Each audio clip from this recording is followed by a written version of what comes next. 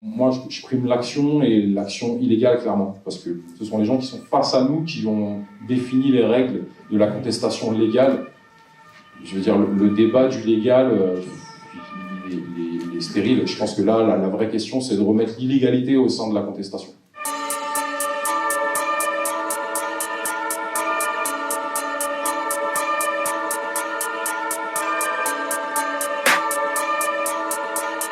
Moi, je suis donc éboueur, donc salarié à la ville de Paris. On est dehors 365 jours par an, un peu comme vous, on travaille dehors. On a à peu près les mêmes conditions de travail, sauf que vous avez des produits chimiques en plus. On touche à peu près 1500 € par mois, ce qui n'est pas énorme pour le travail qu'on fait. On est alors au niveau de la retraite, nous on fait partie on fait partie du régime comment ça s'appelle, de la catégorie active. Donc c'est comme la police, c'est comme les pompiers, on est censé avoir un départ à la retraite plus tôt, sauf que dans la réalité, donc c'est 57 ans. La réalité, c'est que moi je connais aucun éboueur qui est parti avant 62 ans. Parce qu'en fait, 57 ans, c'est avec c'est l'ouverture du droit, mais pour avoir un taux plein, c'est clair que c'est 62 ans. J'en connais aucun, même des gens qui ont 35 ans de ville, c'est 62 ans. Personne n'est parti avant. L'espérance de vie, elle est plus basse. Nous, elle est à peu près. On travaille avec les égoutiers, nous, on a à peu près une espérance de vie de 17 ans en dessous de la moyenne générale, sachant que la moyenne des gens de notre classe sociale, elle est encore plus basse que celle de la moyenne générale. Ce qui veut dire que si on fait le calcul, un éboueur sur deux ou un égoutier sur deux est censé être mort avant d'atteindre l'âge de la retraite. Donc c'est à prendre en compte.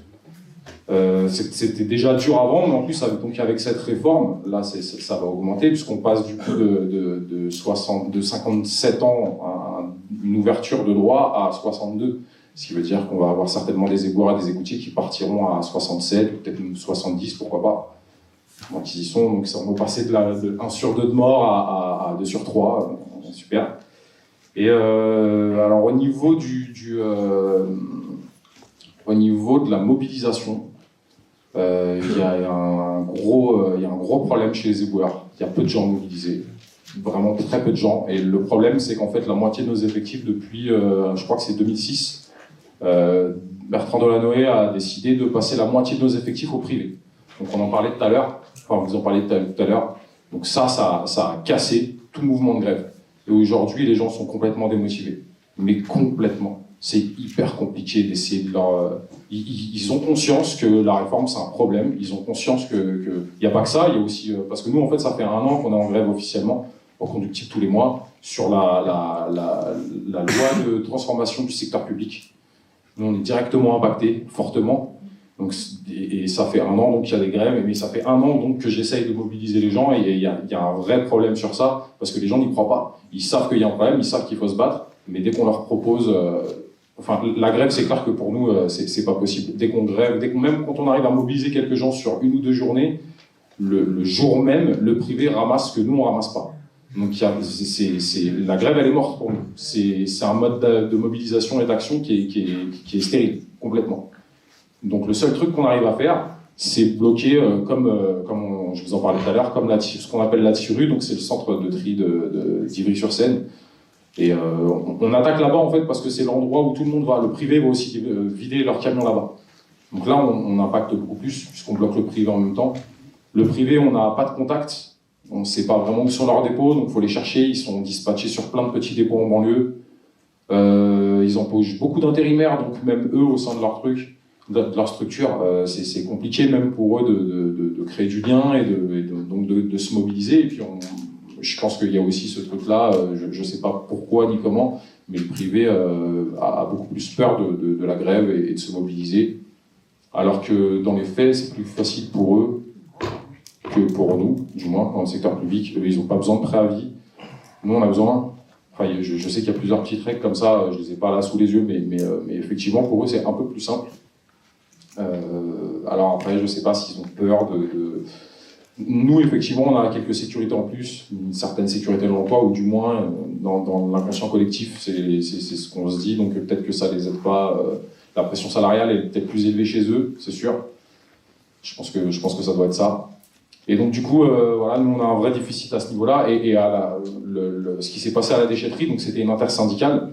Il y avait des gens de la RATP, de la SNCF, il y avait des étudiants, il y avait des professeurs, beaucoup de professeurs et d'enseignants. Il y avait beaucoup les gens, les étudiants d'ici de l'EHESS qui étaient là. C'est là qu'on s'est rencontrés. Et c'est clair que ça a donné beaucoup de force, énormément de force. Et moi, je pense que c'est là-dessus, en tout cas pour mon secteur qui a déjà à moitié cassé par la privatisation, il y a que l'interprofessionnel qui peut fonctionner. Et factuellement, de toute façon, il n'y a que ça qui a fonctionné. Maintenant, le truc, c'est qu'on se heurte à faire des actions illégales. Depuis le blocage de la semaine dernière, tous les matins, on bloque les garages des bennes de la ville.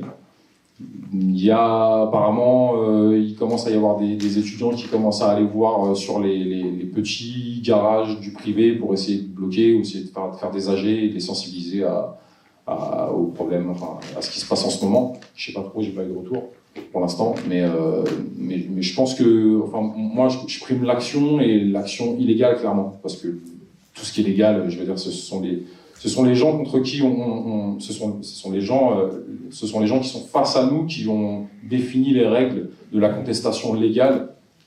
Je veux dire, le débat du légal, il est stérile. Je pense que là, la vraie question, c'est de remettre l'illégalité au sein de la contestation. Voilà pour moi.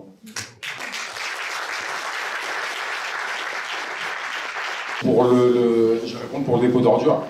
Vous imaginez bien qu'on a déjà eu l'idée. Vous imaginez bien qu'on a déjà essayé. En fait, c'est arrivé là, courant 2019, deux de nos collègues ont pris donc un camion. C'était des chauffeurs en plus, donc c'était leur camion. Ils ont pris un camion, ils ont voulu aller le déverser sur le parvis de la mairie de Paris. Et en fait, ils se sont fait arrêter par la police d'une manière assez violente. Je pense que vous pouvez voir les vidéos sur Internet. Donc vraiment, mise en joue, menace avec arme à feu, alors qu'ils étaient en tenue de travail, le camion badgé, parce que les camions avec l'électronique ils sont badgés, donc on sait qui est au volant. Ils se sont fait arrêter comme des terroristes, clairement. Et c'est clairement le cas, et d'ailleurs c'est comme ça qu'ils ont été jugés par je sais plus quel tribunal, mais enfin c'est comme ça qu'ils ont été jugés. Ils ont été même condamnés à verser 1 euro symbolique. Et enfin, un truc complètement. Et ils ont été surtout licenciés en fait.